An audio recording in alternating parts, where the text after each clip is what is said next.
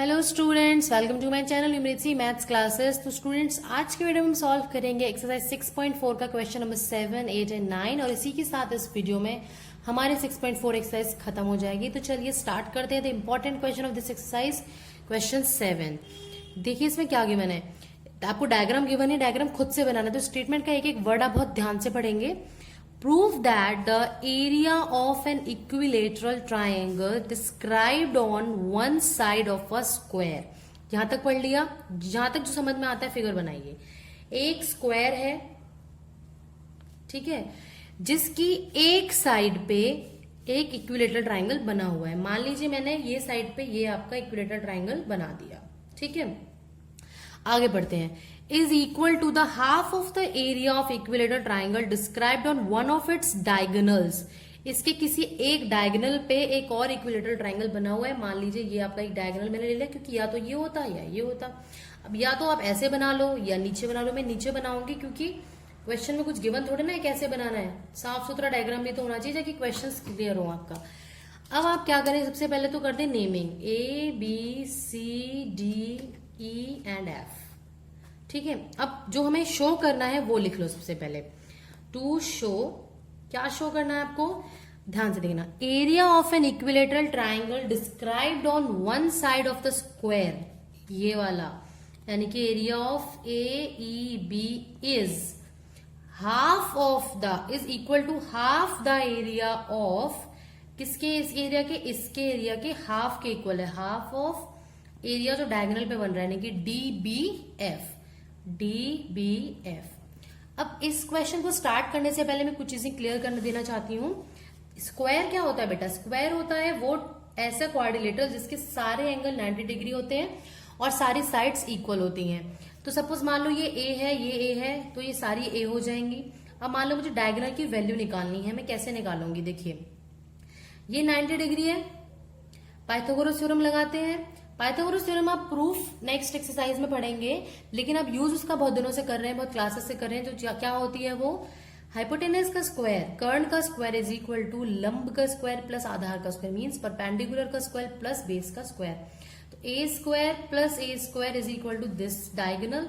मैं डायगोनल को D मान रही हूं, तो A बन के 2A स्क्वायर बन गया, और ये D स्क्वायर था, सॉरी, क्योंकि हाइपोटेनस का स्क्वायर होगा। अब D की वैल्यू निकालनी थी तो रूट कर देंगे, under root 2A square is equal to D।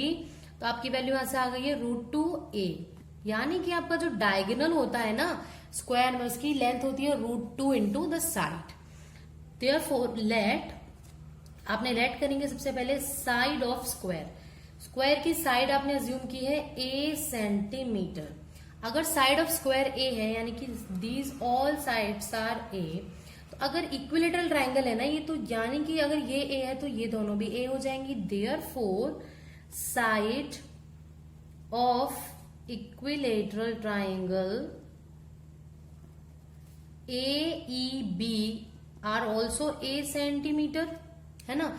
Similarly आप लिखेंगे डायगोनल ऑफ स्क्वायर। स्क्वायर का डायगोनल अभी निकाला हमने, कितना हो जाएगा, √2A, यानी कि this length is √2A centimetre. Therefore, sides of equilateral triangle DBF is under √2A centimetre. क्यों, क्योंकि ये पूरा इक्विलेटरल ट्राइंगल है। इक्विलेटरल ट्राइंगल वो होता है जिसकी तीनों साइड सेम होती है, यानी कि जो ये है तो वो भी, ये दोनों भी यही होंगी। अब आपको दोनों ट्राइंगल की साइड्स मिल चुकी हैं, आपको इनका एरियाज का, इनकी वैल्यू निकालनी है। देखिए अब दोनों इक्विलेटरल ट्राइंगल, और आप जानते हैं इक्विलेटरल ट्राइंगल के तीनों एंगल सेम होते हैं, 60 डिग्री के होते हैं। देयरफॉर आप लिखेंगे in triangle ABE and triangle DBF, आपके ये दोनों ट्राइंगल में क्या होने वाला है, देखिए एंगल, आप कोई सा भी एंगल लिख सकते हैं क्योंकि तीनों ही सेम है।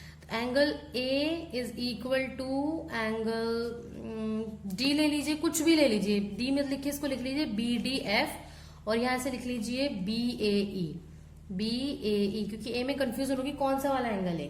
एंगल BAE इक्वल टू हो जाएगा आपका FDB के ईच 60 डिग्री। क्यों 60 डिग्री, क्योंकि इक्विलेटरल ट्राइंगल के सभी एंगल 60 डिग्री होते हैं। आप चाहे तो लिख सकते हैं angles in equilateral triangle are of 60 degree each, ये सभी एंगल 60 डिग्री के होते हैं। सिमिलरली एक और एंगल लिख लेते हैं, सपोज मैंने बी वाला लिख लिया तो A B E is equal to angle D B F, again each 60 degree. Therefore जो आपके दोनों ट्राइंगल हैं ये क्या हो गए हैं, similar by angle similarity criteria से। और हम थ्योरम 6.6 से जानते हैं अगर दो ट्राइंगल सिमिलर होते हैं तो उनके एरियाज का रेशियो यानी कि area of triangle A B E upon area of triangle D B F उनकी साइड्स के रेशियो के इक्वल होता है। Means A B upon D B का square is equals to A E upon D F का square आप लिख लेंगे बाय थ्योरम 6.6। एग्जाम में आप स्टेटमेंट लिख कर आएंगे, ध्यान रखना, is equals to B E upon B F का स्क्वायर। किसी भी एक साइड को ले लीजिए। अब देखिए ए बी इस वाले साइड का है which is A upon D B की क्या है √2a का स्क्वायर। अब ए से तो हो गया कैंसिल, ये बच गया 1/√2 का स्क्वायर। स्क्वायर खोलेंगे 1 का स्क्वायर 1 और √2 का स्क्वायर इज 2। देयरफॉर आपको मिल गया area of triangle A B E upon area of triangle D B F is equals to 1/2। Cross multiply कर दीजिए, आपको मिल जाएगा area of triangle A B E is half of area of triangle D B F. तो ये हो गया आपका क्वेश्चन नंबर 7। था इजी। लेकिन अगर आपका डायग्राम गलत हो गया या आपको ये नहीं पता इक्विलेटरल ट्राइंगल होता क्या है, डायग्राम कैसे निकालते हैं स्क्वायर का, तो क्वेश्चन करना थोड़ा सा मुश्किल होगा। तो इसलिए पहले आप बेसिक ध्यान में रखेंगे। स्क्वायर का डायग्राम होता है √2 ऑफ उसकी साइड। इक्विलेटरल ट्राइंगल की तीनों साइड सेम होती हैं और तीनों एंगल भी सेम होते हैं जिनका मान होता है 60 डिग्री ईच। तो ये था क्वेश्चन नंबर 7। चलिए स्टार्ट करते हैं क्वेश्चन नंबर 8। क्वेश्चन नंबर 8 में क्या गिवन है देखिए, A B C and D E F are two equilateral triangle such that D is the mid point of B C. मतलब ए बी सी, सबसे पहले मैंने ए बी सी बना लिया एक ट्राइंगल ए बी सी और डी ई एफ सॉरी ये D E F नहीं बी डी ई था, आई एम सो सॉरी, क्या था दोबारा पढ़ लेते हैं। ए बी सी और बी डी ई दो इक्विलेटरल ट्राइंगल है। बी डी ई है इस तरह से कि डी जो मिड पॉइंट है बी सी का है, मीन्स डी कहीं यहां होगा तो बी डी ई कहां मिलेगा, ऑब्वियसली यही होगा बी डी ई। अब आपको रेशियो फाइंड आउट करना है ट्राइंगल ए बी सी और बी डी ई का। तो सबसे पहले ध्यान देना दोनों, क्योंकि ये ऑप्शनल क्वेश्चन में पूरा एक्सप्लेन अच्छे से करूंगी लेकिन लिखूंगी ज्यादा नहीं। क्या है आपके दोनों ट्राइंगल, क्योंकि इक्विलेटर ट्राइंगल है, अभी हमने जस्ट लास्ट क्वेश्चन में शो किया है अगर दो ट्राइंगल इक्विलेटर होते हैं तो वो दोनों सिमिलर होते हैं क्योंकि उनके दोनों के एंगल 60 डिग्री के होते हैं। तो आप लिख देना इन ट्राइंगल, मैं चालू कर देती हूँ solve, A B C and triangle B D E. मैं डायरेक्टली लिख रही हूँ all angles are 60 degree each, therefore triangle A B C similar हो जाएगा ट्राइंगल किसके, बी डी ई के। ठीक है, ट्राइंगल एबीसी सिमिलर हो गया ट्राइंगल बीडीई के। Therefore by theorem 6.6 area of A B C upon area of BDE. क्यों मैं एरिया वाली बात कर रही हूँ, क्यों मैं थ्योरम 6.6 घुसा देती हूँ हर चीज में, क्योंकि मैंने आपको बताया जब भी सिमिलैरिटी का क्वेश्चन आएगा आप सिमिलैरिटी यूज करेंगे और एरिया की बात की गई है तो आप थ्योरम 6.6 ही यूज करेंगे। तो area of ABC upon area of BD हो गया, तो किसके इक्वल होता है, ए बी अपॉन बीडी का स्क्वायर इसके इक्वल होता है, इज इक्वल टू। अब ध्यान देना, मान लो मैंने ये सारी साइड्स ए मान ली है, ये तीनों साइड इसकी ए थी। अगर ये सारी ए थी तो ये क्या हो जाएगी, ए की आधी, मतलब a/2, क्योंकि डी क्या था उसका मिड पॉइंट था। तो मैं बाकी सारी चीजें नहीं लिख रही हूँ क्योंकि तीनों का रेशियो आप चाहो तो लिख सकते हो। चलिए लिख देते हैं BC/DE का square is equals to AC/BE का स्क्वायर। तो ये देखिए क्या हो गया आपका, मैं नहीं लिख रही हूँ, AB is A and BD is A/2 का स्क्वायर।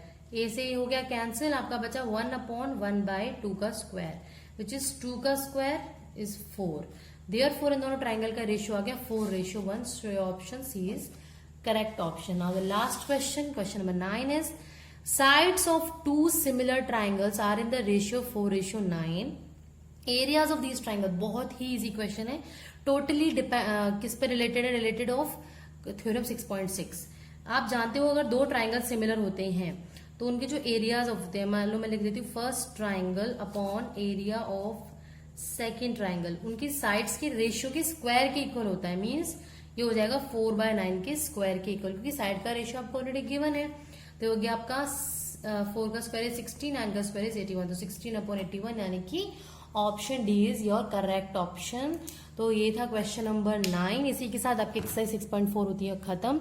मिलते हैं नेक्स्ट वीडियो में नेक्स्ट थ्योरम्स के साथ। सबसे पहले पाइथागोरस थ्योरम डिस्कस करेंगे विच इज वेरी इंपॉर्टेंट, और 99% चांस होते हैं या तो बीपीटी थ्योरम आती है एग्जाम में या फिर पाइथागोरस थ्योरम आती है, तो उसको बहुत अच्छे से करेंगे। नेक्स्ट वीडियो में केवल मैं थ्योरम डिस्कस करने वाली हूँ। आज की वीडियो में अगर आपको कोई भी डाउट है तो आप कमेंट सेक्शन में कमेंट करके पूछिए। तब तक कीप वॉचिंग, बाय बाय।